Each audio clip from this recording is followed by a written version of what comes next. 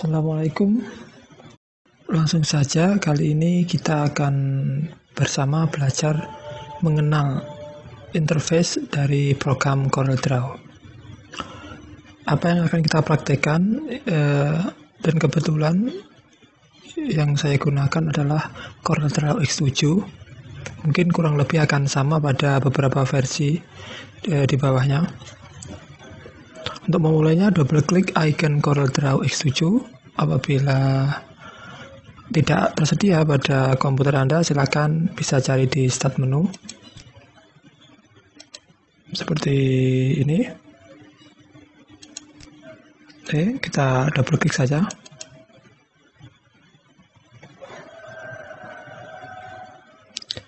Sambil menunggu program Corel ini terbuka secara penuh, sebenarnya ada beberapa bab sebelum program ini, yaitu pengenalan gambar bitmap dan vektor. Mungkin akan saya buatkan videonya di lain kesempatan.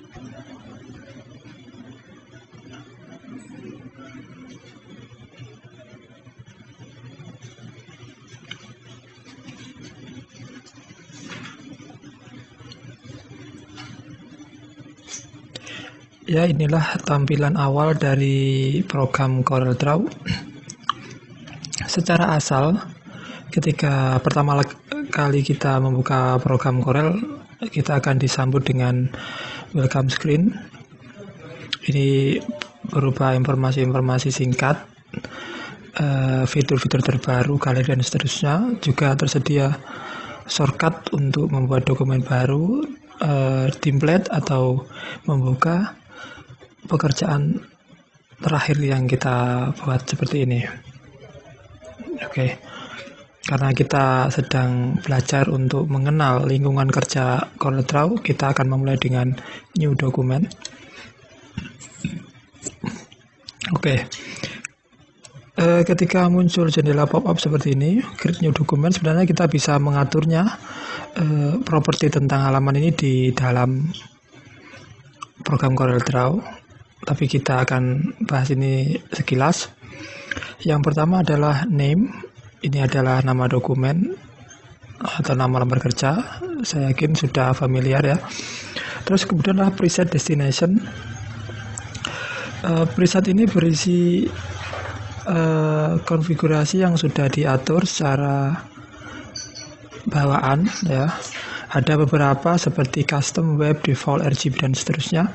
Ini mungkin sering diabaikan ya bagi desainer pemula, di mana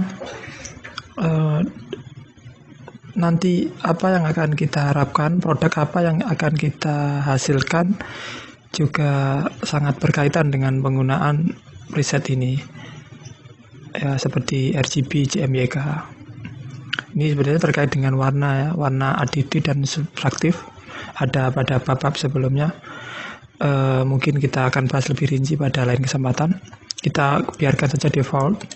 Kemudian ada size. Ini adalah ukuran yang disediakan oleh program CorelDRAW. Kita juga bisa mengatur secara manual di panjang dan lebar ini. Berikutnya tidak kalah penting adalah penggunaan satuan ya. Secara default adalah inci. Cuman saya pindah ke milimeter.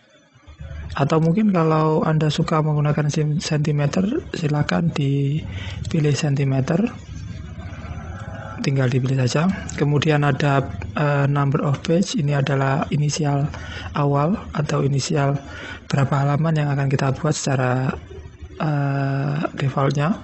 Kemudian ada primary color mode. Ini maksudnya lembar kerja kita menggunakan default warna apa gitu, CMYK atau RGB. Ini masih terkait dengan preset tadi. Kalau CMYK biasanya berorientasi pada desain grafis yang dicetak atau menggunakan print. Dan sedangkan RGB ini adalah untuk desain yang sifatnya tampil di monitor HP, monitor komputer dan seterusnya. Karena memang CorelDRAW sendiri ini populer untuk desain grafis cetak ya. Jadi secara default kita biarkan saja ke mode CMYK. Kemudian ada rendering resolution, ini yang merupakan resolusi atau kepadatan titik dalam satuan inci. Kita biarkan 300, ini yang umum digunakan pada media cetak, di kertas maupun di plastik dan seterusnya. Kita oke.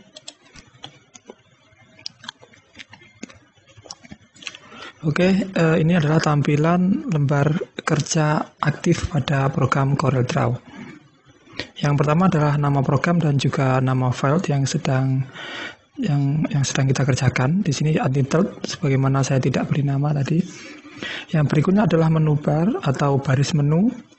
Ini merupakan menu yang sering kita jumpai juga di beberapa program di lingkungan Windows.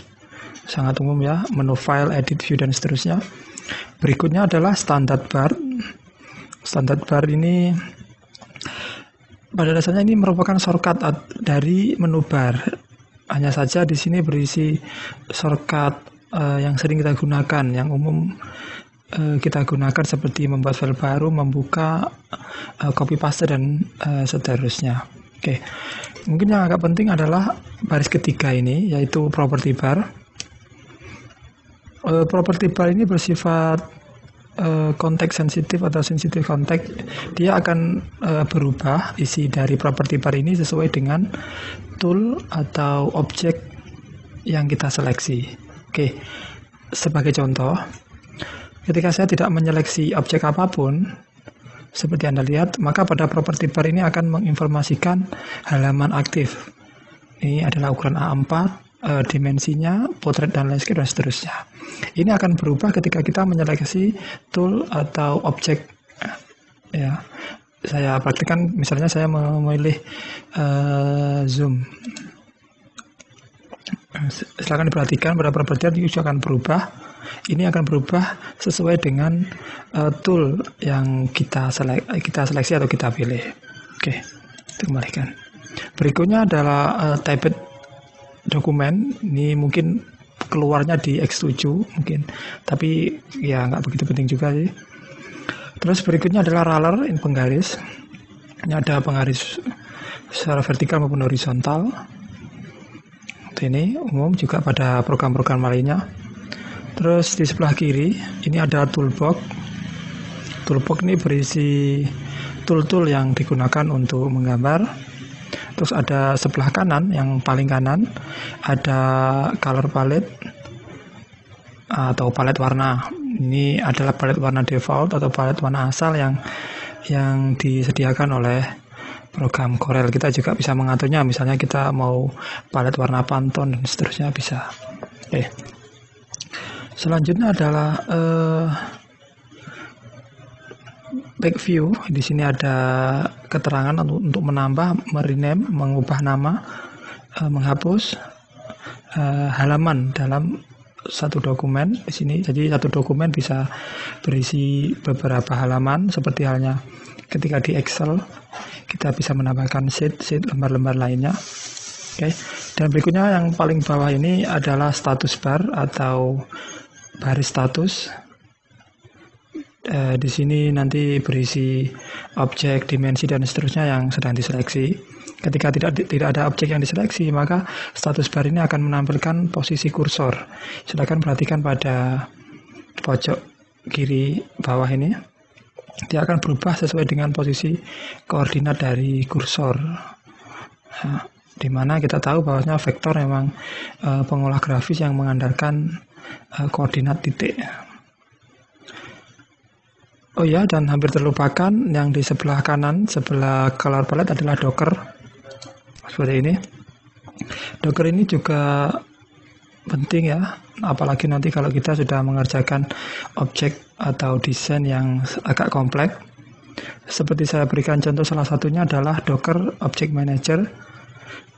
Ini berisi objek-objek yang ada pada lembar kerja kita. Ini juga mirip atau serupa dengan layer kalau di Photoshop. Ini lapisan-lapisan. Nanti di Docker juga selain ada object neighbor juga elix and distribute, ada juga transformation dan seterusnya.